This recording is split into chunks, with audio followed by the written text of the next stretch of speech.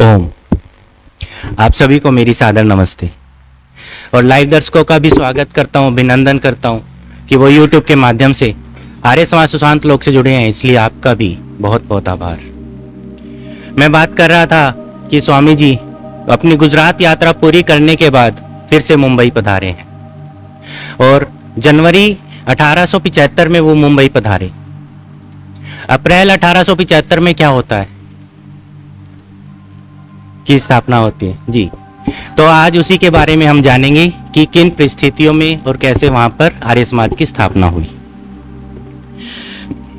स्वामी जी के सूरत आदि जाने से पहले ही कुछ श्रद्धालु जनों की यह इच्छा हुई थी कि मुंबई में आर्य समाज की स्थापना की जाए, जिससे कि उनके मुंबई से चले जाने के पश्चात भी वैदिक धर्म का उपदेश कार्य होता रहे। स्वामी जी से भी उक्त सज्जनों ने यह इच्छा प्रकट की थी। उन्होंने उन लोगों को उत्साह दान भी किया था। उन्होंने आर्य समाज के संगठन आदि विषय पर एक नियमावली की रचना की थी और 60 मनुष्यों ने उसका सदस्य होने की स्वीकृति दी थी, परंतु स्वामी जी के चले जाने के पश्चात उनका उत्साह मंद पड़ गया था। कुछ पर तो बिरादरी का दबाव था और कुछ ने सदस्य बनना अपनी प्रतिष्ठा के अनुकूल ना समझा था और कई लोगों के संबंधी तथा परिवार के लोगों ने विवाद खड़ा कर दिया था और यह प्रस्ताव जहां का तहां रह गया। जब स्वामी जी गुजरात यात्रा पूरी करके लौटकर मुंबई आए तो भक्तजनों के मन में आर्य समाज की स्थापना करने की इच्छा पुनः जागृत हुई और स्वामी जी ने भी उनसे यह प्रस्ताव किया। अन्य सज्जनों के अतिरिक्त लक्ष्मण दास, खेमजी और राजकृष्ण महाराज इस विषय में अधिक उत्साह दिखाने लगे।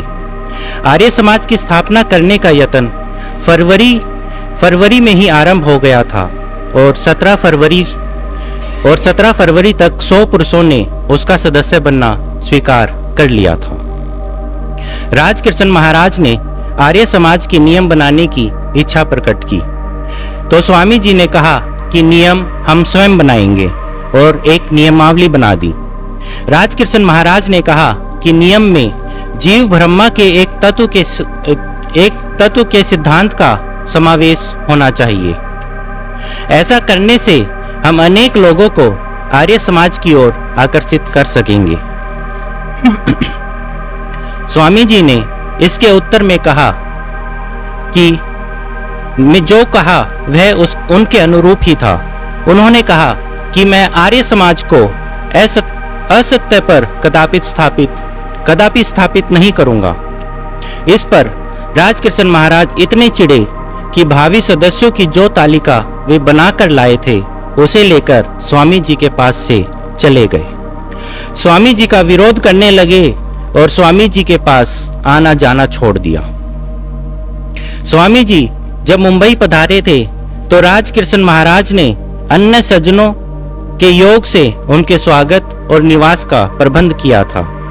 राजकृष्ण महाराज नवीन वेदांत के प्रबल पक्षपाती थे और उसके समर्थन में हृदय चक्षु नाम की एक मासिक पत्रिका निकालते थे। स्वामी जी के प्रस्ताव पर उसका नाम आर्य धर्म प्रकाशन रखा गया था। राजकृष्ण महाराज के इस प्रकार रुष्ट होने का कारण यह था कि स्वामी जी द्वारा वैष्णव मत का खंडन करा के उन्हें उससे विरक्त कर दे और अपनी ओर आकर्षित कर ले। जब आर्य समाज स्थापित करने का प्रस्ताव हुआ तो वे जीव ब्रह्मा की एकता के सिद्धांत का नियमों में समावेश भी इसी गुप्त अभिप्राय से चाहते थे।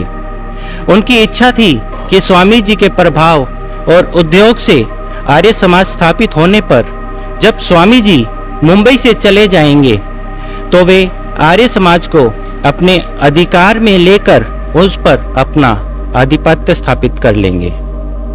राजकृष्ण महाराज रूठ कर उठ गए। उन्होंने समझा कि अब स्वामी जी को कोई आर्य समाज का सदस्य बनने के लिए नहीं मिलेगा, परंतु थोड़े से समय पश्चात ही उन्हें ज्ञात हो गया कि स्वामी जी उनके सहयोग के बिना और असहयोग के होते हुए भी अपना कार्य सिद्ध कर सकते हैं। सेठ मथुरादास लोजी, सेवकलाल, करसन दास, गिरधारी लाल दयाल दास और अनेक सज्जनों ने आर्य समाज स्थापित करने का दृढ़ संकल्प कर लिया था। इन सत्पुरुषों पर पुराणिकों ने अत्याचार भी किए और सर्वसाधारण में उनकी भरपेट निंदा भी की, परंतु वे अपने संकल्प पर दृढ़ रहे। राजमान राजेश्वरी पानचंद आनंद जी पाखरी को आर्य समाज के नियमों का ढांचा बनाने के लिए नियत किया गया। उन्होंने वह तैयार किया और उसे स्वामी जी के सामने प्रस्तुत किया। स्वामी जी ने उनमें उचित संशोधन कर दिया।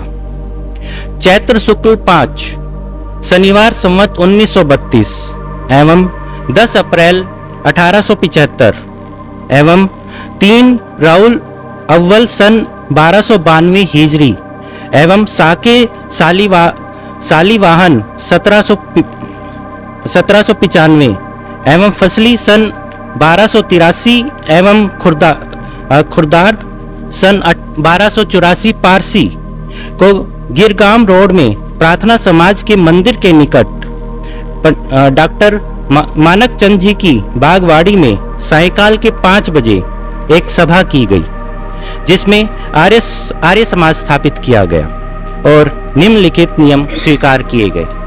उस समय 28 नियम स्वीकार किए गए।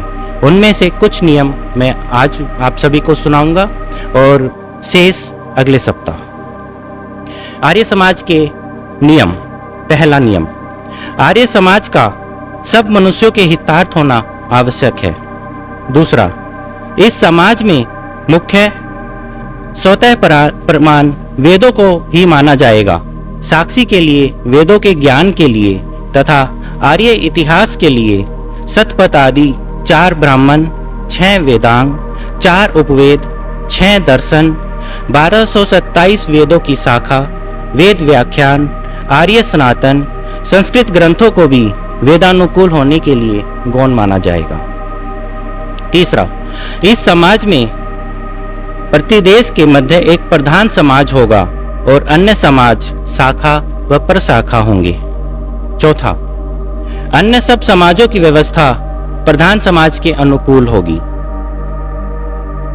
पांचवा, प्रधान समाज में वेदोनुकूल संस्कृत और आर्य भाषा में नाना प्रकार के सदुपदेश की पुस्तकें होंगी और एक आर्य प्रकाश पत्र यथानुकूल 8-8 दिन में निकलेगा और यह सब समाजों में प्रवृत्त किए जाएंगे। छठा, हर एक समाज में एक प्रधान पुरुष और दूसरा मंत्री तथा अन्य पुरुष और स्त्री सभासद होंगे। सातवां नियम, प्रधान पुरुष इस समाज की यथावत व्यवस्था पालन करेगा और मंत्री सबके पत्रों का उत्तर तथा सबके नाम व्यवस्था लेख करेगा। आठवां, इस समाज में सत्पुरुष, सत्य नीति, सत्याचारिणी मनुष्यों के हितकारक समाजस्थ किए जाएंगे। नौवां, जो गृहस्थ ग्रहकृत से अवकाश प्राप्त हो, सो जैसा घर के कामों में पुरुषार्थ करता है उससे अधिक पुरुषार्थ इस समाज की उन्नति के लिए करे और विरक्त तो नित्य ही इस समाज की उन्नति करे, अन्यथा नहीं। और 10वां, हर 8वें दिन प्रधान, मंत्री और सभासद समाज स्थान में इकट्ठा हों और सब कामों में इस काम को मुख्य जाने।